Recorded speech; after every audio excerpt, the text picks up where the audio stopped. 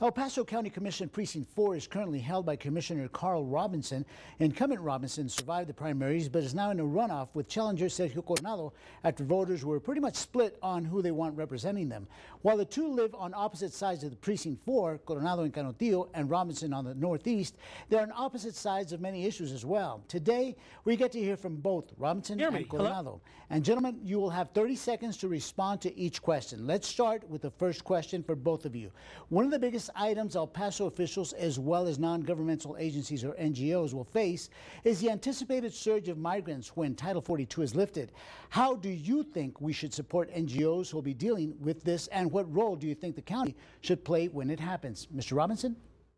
Well, I feel that it's vital that we be participants in the issue, but the funding of it is a big issue as far as I heard the congressperson indicate that the city and county will pay and get reimbursed. But we have a role to play. We played a role in the past, and we will play a role in this time around as far as probably maybe one of the issues that concern is the virus as far as safety for the employee, whomever, whether it be volunteers or paid employees. Okay. Mr. Coronado? Well, this is obviously because of federal policy. And so we need to make sure that we, as county government and city government together, our region, make sure that we tap on the resources of the federal government as soon as possible. Granted, we're a country that has very, humanitarian ideals, and we need to make sure that those people that are coming and are let in legally into the United States, that we try and, the county is involved as much as possible. However, that funding we need to really tackle from the federal government.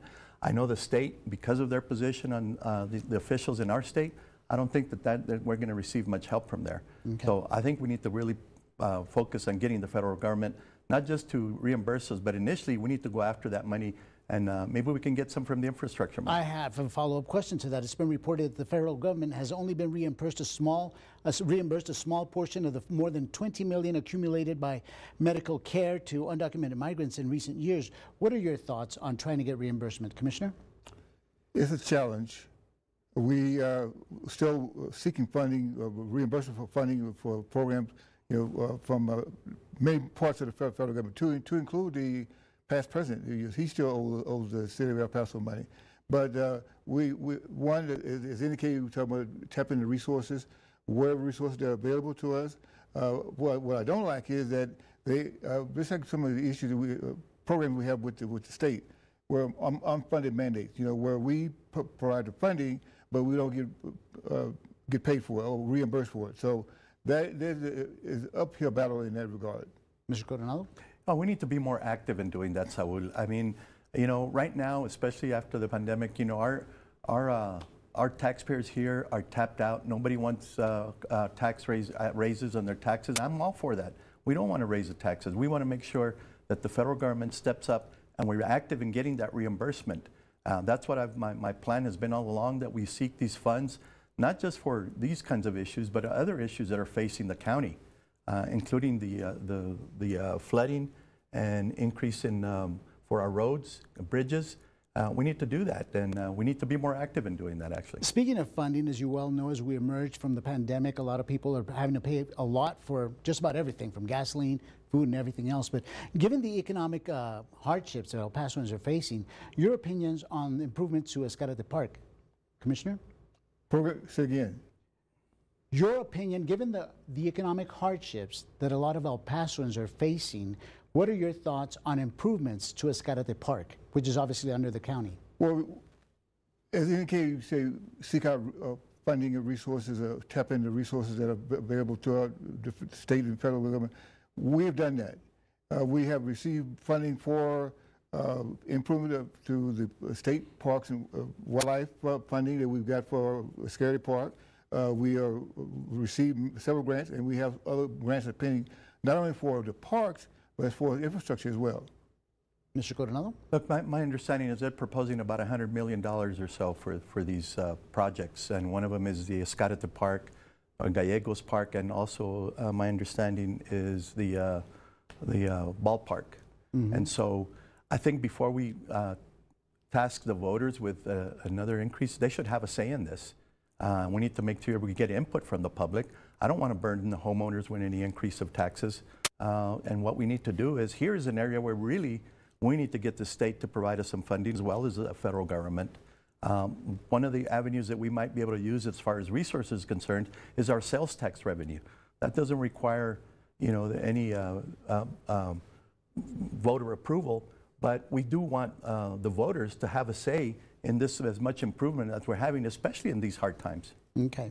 My next question, do you support further increasing county judge and county commissioner salaries? Commissioner? Do I support it? Yes. No. I did not support it the last time around, and I'm not supporting this time. In fact, I feel that we receive an adequate salary. My issue is that we have individual employees and other people in our constituents that are receiving minimum wage. So we're going to give ourselves a pay raise. I support it from the standpoint that I said no increase. I did not accept an increase, and I said we'll not do the same thing this year. You know, so I think my position on that, even if I wasn't running for county commissioner as a taxpayer, I want to make sure that we get good people in our county government, and the employees need to be treated fairly. We've done that at Canutillo High School, at Canutillo District. Employees need to be treated fairly. I'm sure everybody out there in the public wants to have a fair wage. Yeah. And so county employees shouldn't be left out. If county employees get a cost of living increase, so should Commissioner's Court. If the county employees get a 1% increase in their salary, so should Commissioner's Courts. Do I stand, like my opponent is saying, that I'm there to raise my salary? Absolutely not. I'm there to make sure that the county employees are treated fairly, that we have good people. That's my stand, and I stand by it. Okay. Commissioner Carl Robinson, Sergio Coronado, thank you so much for taking time to talk to us. Thank you very much. Appreciate it, Saul. Thank you for the time.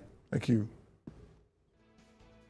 You heard Carl Robinson said he had only missed one meeting. His opponent, Sergio Coronado, emailed our newsroom after that debate saying Robinson missed 30 meetings and over 400 votes. Coronado attributes that data to the County Commissioner's Court meetings. We have another look at forecast and more news after the break. Don't go anywhere.